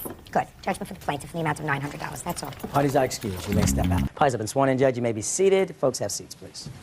Mr. and Mrs. Mathias, you hired the defendant's firm to re-roof your home. Yes, ma'am. And you claim that in the process of working in your home, they tortured your dog. That's correct. They entered your home without your permission, or someone entered That your is home correct. without your permission. Nothing was taken, but you were forced to put new locks on the doors and windows. And you want the defendant to return the price of all the roofing materials that you paid for the house and for your aggravation. Correct. Okay. Defendant said his people didn't do anything and he should be paid for his work. I assume you were paid for your work, is that right? No, I haven't been paid at all. You haven't been paid at all? No. Okay. We'll see. What was the total cost of the job? Total cost of the job after the second invoice was $7,597. Can I see it, please?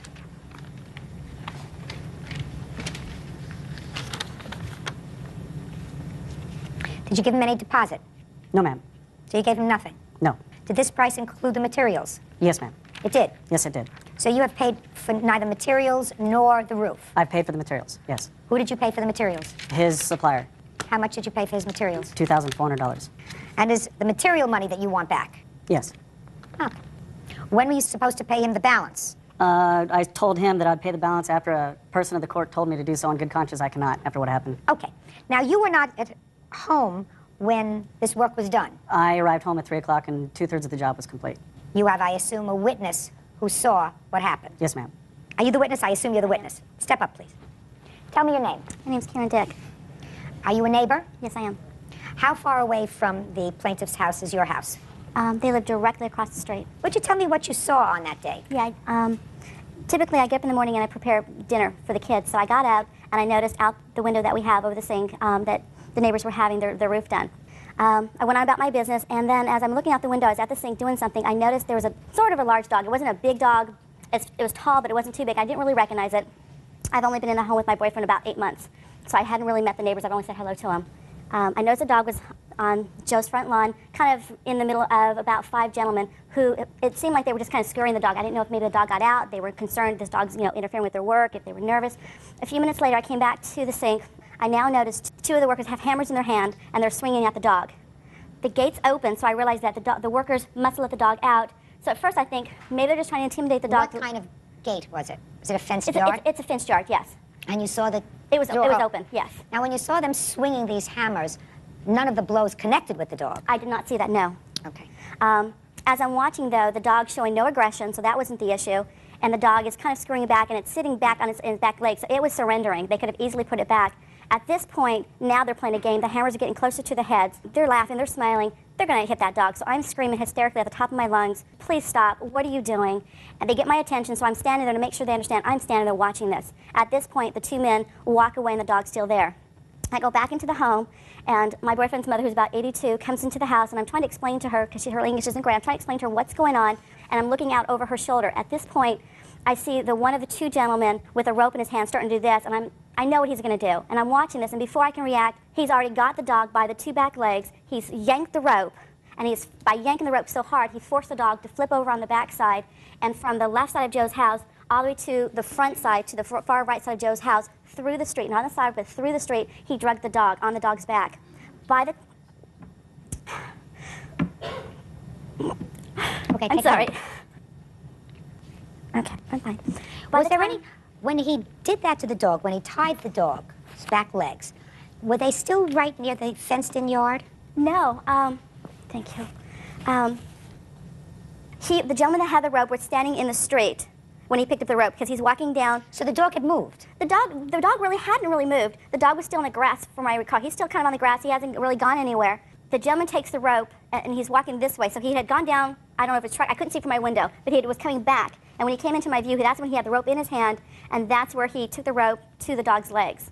As he dragged the dog through the street, that's when I ran back outside, and I wanted to make my presence completely known that I'm watching this, and I'm seeing who's doing this. Because he's tugged the rope so tight, there was no way for the dog to break free for quite some time. How did the dog Just by wiggling and wiggling and wiggling. At this point, the dog was able to run up to the front porch, and as I'm walking, because I'm moving this way, to see what's going on, the dog, I could see him burrow into the corner on the porch to just be left alone. The gentleman who had the rope walks up and kind of goes down and starts going, trying to get the dog to be nice. And I'm thinking, if you've done all this to the dog, and you're not scared of the dog at this point, how could anyone evenly conceivably say that you were just intimidated by this dog, and that's why you did any of this to get the dog back in the backyard? There was no intimidation by this dog. So I'm just standing there. I'm not going to leave until I can see this dog put back in the backyard. Eventually, the man does sit there. He pets with the dog, and he picks the dog up, and he does eventually put the dog in the backyard, close the door. I go in the house, and I don't know what to do. Again, I don't know the neighbors that well. I'm thinking, should I call the police? I don't want to stir something up, call the police, and then have a problem with the neighbors. So I'm thinking it's better for me to advise them first. I have to go to work, so I call my boyfriend, tell him what's going on, to please make sure that they're aware of what happened, to let them know when I come home from work, I will fill him in on the details. After I'd done that, I noticed the truck was open, and I saw the phone number, so I called the number to see if I could talk to the owner of the company to tell him to please come out, and I would speak to him personally. When I called, the gentleman said that I'd have to leave my phone number, someone would have to call me back, and I wasn't comfortable with that. So I figure it's better for me to let things be until I get home to bring this out. And then that evening, that's when I went over and spoke to the Mathiases and told them what I had seen. Real cases, real people. Judge Judy. Monica and Joseph Mathias claim employees of contractor Glenn Matheson tortured their dog. The Mathiases say the workers hogtied their pet. You also claim, Mr. Mathias, that the house was open. Yes, it was. Do you have a witness to that? I have a witness from our mail carrier that said that she delivered... No, you don't have a witness. If you don't no, you're correct. I do not have a witness. I have a letter from the mail carrier. Okay, the mail carrier stated to me... You can't tell me what the mail carrier stated. Okay. You can't give me a letter. I have to see a witness testify. You see, testimony is powerful. I can make a determination as to credibility, etc. There's no question that there was no property taken from your house. I don't believe there was, no. Good. You weren't there that day, No, I wasn't. so you don't know what happened. Correct. Just from what my foreman, Bernie, just told me. Okay. What's Bernie's last name? Ramirez. Mr. Ramirez, would you step up, please? You were supervising these men that day? Yes, ma'am. Were you watching them at all times? Yes, ma'am. Did you see what happened with the dog? Yes, I was there too. I was, when the dog came out, I was When the dog talking... came out of where? From the yard. How did the dog get out of the yard? One of my workers go inside to collect the electric power extension cord, and the dog, he leave the door open, and then that's when the dog come out. So one of your workers allowed the dog to get out? Right. Were you told, sir, that there would be a dog there? Paperwork that I provide suggests that they keep the dog at a neighbor's house or inside the house. That's not what I asked No, you. I didn't know there was a dog there. Okay. Go ahead. So one of your workers let the dog out? So the dog come out, and I start playing on the front of the yard, and I was talking to him by the phone, and so I saw the dog running, Running in the front yard? On the front yard, in and out. And then, so I'm scared because I said, well, maybe the dog is gonna go away. So I tell my workers. So two workers come out from the roof to try to put the dog inside, back in the yard. But I never saw nobody hit the dog, nobody touched the dog. No, there was no testimony that anybody hit the dog with the hammer. Yeah, there was testimony that they were motioning to the dog with the hammer. Did you see the dog being tied up by the back legs? No. Well, that happened, because there is no question in my mind that this lady is telling me the truth. Any question in your mind that the neighbor is telling me the truth, sir? I have no idea. I know, if you have no idea, I'm going to tell you that this lady is telling me 100% truthfully that the dog was tied up by the legs and pulled in the street. And if your worker, Bernie, didn't see that, then he didn't see everything. There isn't a reason in the world that this neighbor who doesn't know these people from a hole in the wall would come to court and lie for her and pick up the phone and call your company to tell your company? I've got records that she didn't call. Oh. I get a log of every call that comes into my office. That somebody records? Correct. So nobody recorded, just a second. No, either name or number. They don't care. They'll record a message. She Whatever the wasn't message leaving is. her name and number. Correct. She left a message. I show no message. That's your problem. That's your problem. It states that she didn't call me. She called you. She didn't. Oh, yes, she did. I don't have record of it. Every call that comes into my office No, listen to me, gets sir. recorded. Listen to me carefully. Don't get defensive. You weren't there. Fortunately, you weren't responsible for this. But I can think of no reason why this woman, who is new to the neighborhood, would be so upset about what she saw to go outside, get the number from your truck, come inside, place a call, speak to somebody who said to her, according to her, which I believe 100%, leave me your number, somebody will call you back. She said, I'm not leaving my number, thank you very much, and she hangs up, and nobody records it in your log. She said that they took a message to get me out to the job site. No, that's not what she said. That's what you wanted to hear. That's what What she said was, she wanted somebody to come to the job site, but they said to her, give me your name and your telephone number, and I'll have someone call you back. And she did not want to do that. But she requested to leave a message. That message would have been taken and recorded didn't and say sent to me. Just to say, I heard what you said. Correct. You're not hearing what I'm saying? I'm hearing. I believe she called. I don't believe she called. Then that's your problem. Fortunately, I'm in charge. I don't know if Bernie is lying intentionally, or if he didn't see everything, or if he wasn't watching what was going on there. You think these people are trying to scam you out of a roof? I believe they're trying quite a bit. Yes. Really? Yes. No. I think that the men that you hired did not do the right thing that day, and they were very angry. Whether or not it translates into them suing you for $5,000, I don't know. But there's no question in my mind, after listening to Bernie and listening to the neighbor, that she is telling me the truth. Bernie, two things. He either did not see everything, or he's lying. Because he did not put the dog back in the pen. I've never known He Bernie did to not lie. put the dog back in the pen, Bernie. She says somebody came to the front door, one of the men came to the front door and ultimately picked up the dog and put it back into the yard after they got finished doing the stupidity that they were doing to this dog. I was told the dog was dragged back into the garage. Getting a lot of conflicting stories. Not from to this me. side. Of course not. Not to me. I have. Not to me. I've received a number of different stories. And the dog doesn't get taken to the vet till 2.5 days, 3 days later, after I tell him, no, I'm not going to settle for this. I'm not going to take your word or your neighbor's word. I'm not going to give you financial benefit for this. I said, what do you want? He says, I want money from you. I own your company. I want a free roof. I said, I'm not going to give you a free roof. I'll sleep on it. He sleeps on it, comes back and says, I don't want to pay your labors. You know they're lying to you. You know anyone will lie in order to get paid. Well, to this day, they haven't been paid. Two people attached to your company did the wrong thing that day with the dog. It wasn't proven. You have It's one proved. witness. Just a second. You've got It's the proven vet who says there's nothing wrong with the dog. I didn't say that the dog was injured, sir. The dog was maltreated. The dog was She could have maltreated. misconstrued what was going on in some parts, yes. No, this lady didn't come out twice screaming because she was misconstruing what was going on. She was concerned about how scared she was. Call the police. The police could have been there and taken care of everything. Everything would have been solved right then and there. It's a possibility. She could have done that. She But could have called the police. So there was. Give me a reason. Think of a reason. Why she didn't call the police? No, think of a reason why she would lie. I can think of a reason why Bernie would lie. Why is that? Because he was responsible. He was the foreman on the job. He was responsible ultimately for the performance of his men and He's what they performed did. jobs I'm for me for 12 speaking. years. I'm speaking. He was responsible ultimately for the performance. And if he came to you and said to you, I did in fact see two of my guys who didn't know what they were doing, who were just sort of fooling around with the dog, and one did put a lasso around the legs, but meant to put it around the head to get it back into the house, or he didn't see everything, or he figured, say nothing. I can Bernie's think of a not that reason type for of him to lie. I can't think of a reason for her to lie. And I can't think of a reason for him to lie. Well, I can. So, and that's the only thing that counts. So, you have to prove damages to me, sir. What were your damages? So far, you got a $7,500 roof for nothing. Yes, ma'am. The hardware replacement for the door locks and I'm everything? not, listen to me. I'm not entertaining your claim for any door locks. Okay. Because as far as I'm concerned, they didn't do anything with regard to going into your house. Okay, I felt in good conscience I should pay the materials for the roof.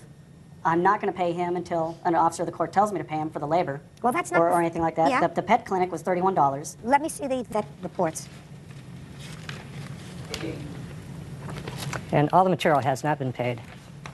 I have the receipt for Material that, from Your Honor. ALL has been paid, but not material from my yard. Not all material came from ALL. Your countersuit is for $4,500 for defamation of character and lost wages. The defamation of character, I assume, has to do with these people saying things about your business. Correct. Contacting the Better Business Bureau, threatening to contact the newspaper, and degrading my company. They are entitled to do that. Your Honor has also put a lien on my house, I believe. I have every right to lien the house. I haven't been paid for the You're for a job. absolutely right. Is this lawsuit supposed to determine that? No. So then why am I hearing your countersuit? It's not for the lien on the house. Well, what is it for? It's for loss of wages for my men for the day, loss what of day? work for today, for being here. For today? Correct. Forget it. Your counterclaim's dismissed. I believe that they have a perfectly valid claim against you because I believe that the people who represent your company did the wrong thing that day. First, they negligently let the dog out of the yard. That, at least, we know from Bernie. And after that, Bernie told them to go and take care of it. Then one of them dragged the dog across the property, not even the property, not even the grass, but into the street, With in no the gravel. damages to the dog. What? No injury to the dog. After all this horrendous treatment of the animal. 412 on the calendar in the matter of Gilbert versus Von Lossberg. Parties have been sworn in, Judge. You may be seated. Folks, have a seat, please. Mr. Gilbert, you were a tenant of the defendants for approximately a year and a half. Is that right? That's correct, Your Honor. Did you have a lease? I believe it was a month-to-month lease, yes, Your Okay. Honor. You did not have a long-term lease. You were there month to month. That's correct. Your claim is that the defendant evicted you, That's correct. and in addition to evicting you, she destroyed some of your property, and she kept some of your security deposit. You also want her to pay for storage of your stuff, moving costs. So let's start with this. You did not have a lease. That's correct. You claim she evicted you. Yes, ma'am. She says that you voluntarily left. Let's get to that. Item A that I have in evidence is a 30-day notice to quit that was taped to my door the day August 2nd, which is the day that most of this occurred. You want to tell me briefly what happened that day? I enjoy very much working in my yard. On this morning, I had finished the night before, just coming home after 3 months of work. I'm home for only 7 or 8 days, and I'm gone another 3 months. Did the gardening, and a stranger walked into the front yard. I picked up my hose that was watering some plants, and I asked him what he was doing. I went outside. I was inside when I asked him this. I went outside and asked him what he was doing, and was told to my face that he was my new gardener and that he was Mrs. Vaughn's nephew. And I explained that I'd done most of the yard work and that all he really needed to do today was cut the yard. He turned around and ran next door, immediately followed by Mrs. Vaughn and a good number of her other family members. And I explained that these plants were mine and I could do with as I wish. She immediately turned around and took one of the plants and stripped it right down to its bare stalks. That picture I have here, this is a former palm tree that Mrs. Vaughn at the time took and stripped of its branches. At that point, I was so angry, Your Honor, the only thing that I could think to do was to go inside the house and call the police, and that's what I did. Was that the first time you had had disputes with the defendant? No, actually, Your Honor, I ordered Media One to install the cable service and a phone service and combine them with a DSL line into my house here. And immediately the next day, Mrs. Vaughn informed me that she did not like Media One as a company and did not approve of them coming to install this on her house without my obtaining her permission. Mr. Gilbert, let me stop you for a moment, please, sir. You know what it is to be a month-to-month tenant. Month-to-month tenant means that she can give you this 30-day notice to leave, and she doesn't have to give you any reason. That's correct, Your Honor. So you are not entitled to moving costs, storage costs of your stuff, any other damages. You're not entitled to that. Is her house immediately next door to yours? It was, yes. Well, where you used to live. It Yes. still is. It didn't Yes. float away in the Yes. rain. It's still there. All right. She doesn't want somebody living next to her who calls the police on her because she destroys a tree. Right? Once, by the way, you put this tree in the ground, this tree does not become yours. If I pay rent on a property that I maintain until I leave that property, is the property not mine, Your Honor? No, the property is not yours, sir. The property always is hers.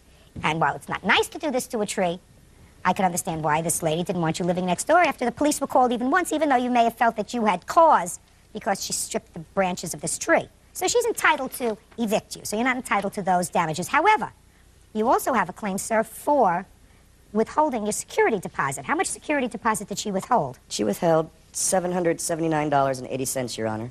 Is that correct, Ms. Vaughn? You admit that you withheld some security deposit, is that right? I have a hearing problem. Well, I can't shout any louder. I'm sorry. I heard you say something about it. Did you withhold security deposit?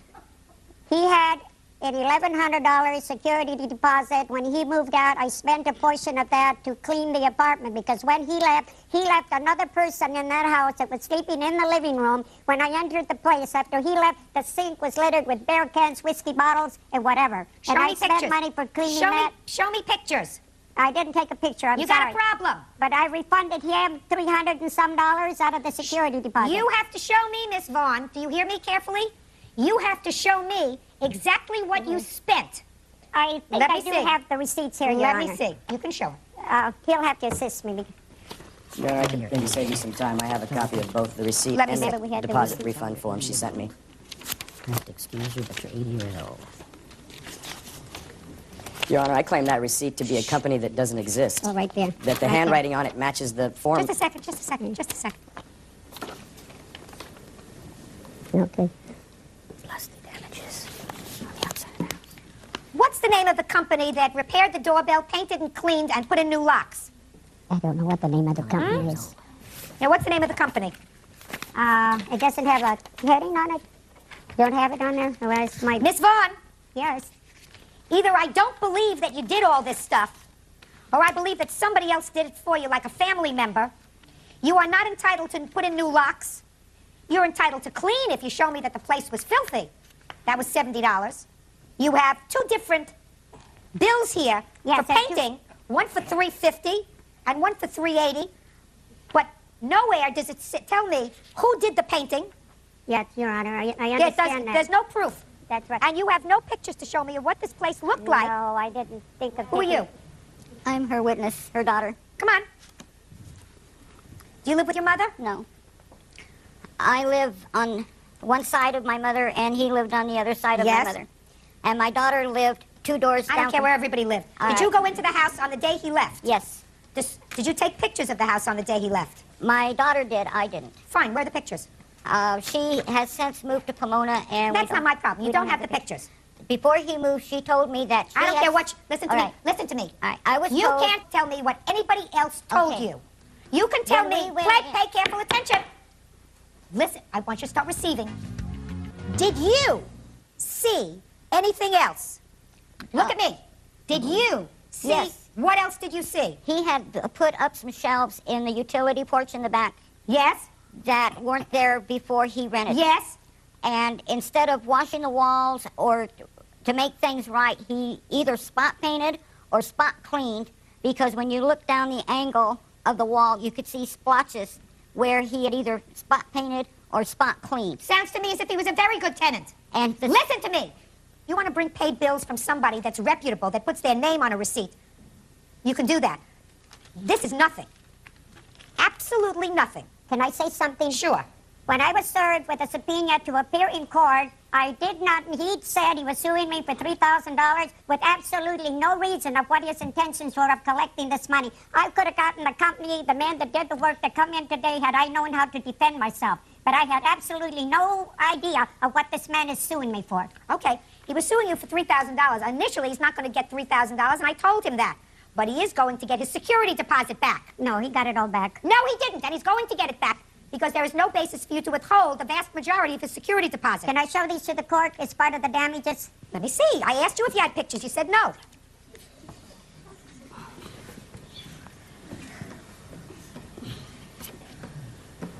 What are you showing me?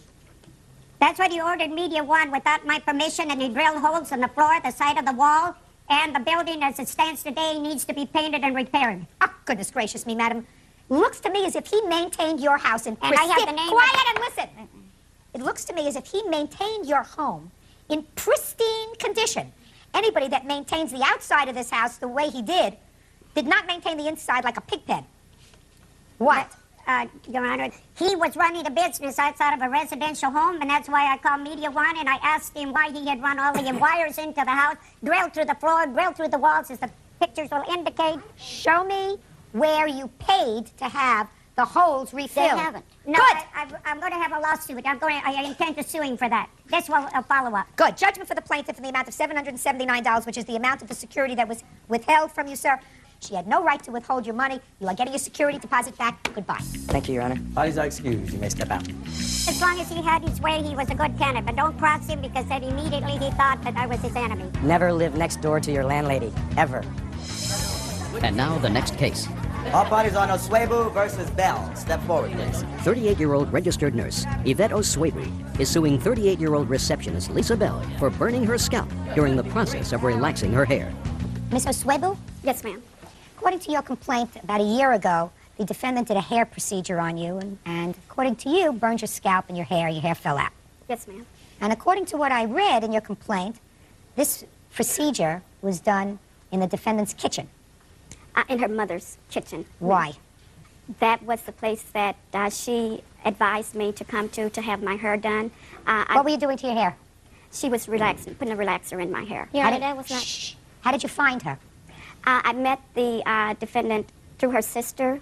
Miss Peach told me that her sister was a licensed beautician and that she had graduated from beauty school and was looking to build her clientele up. So you went to her mother's house and she started to put this product on your head? Yes, ma'am. And what happened when she put the product on your head? It began to burn. No, shh. And when she got ready to wash the chemical out, she took me into the kitchen because I told her that it was burning rather badly. But the sink was full of dishes, and so she had to clean the sink out, and she had to get the faucet to work. And she made the comment to her mother, that's why I don't like to do hair over here, because your faucet is messed up. So my scalp felt like it was on fire. I mean, I was literally standing on one leg saying, please hurry. Do you think it was very smart to go to somebody's house to have your hair relaxed? Ma'am, in the African-American community, sometimes people have shops set up in their home. Yes, but then it looks like a beauty shop. It doesn't look like a kitchen with dishes in the sink. Well, she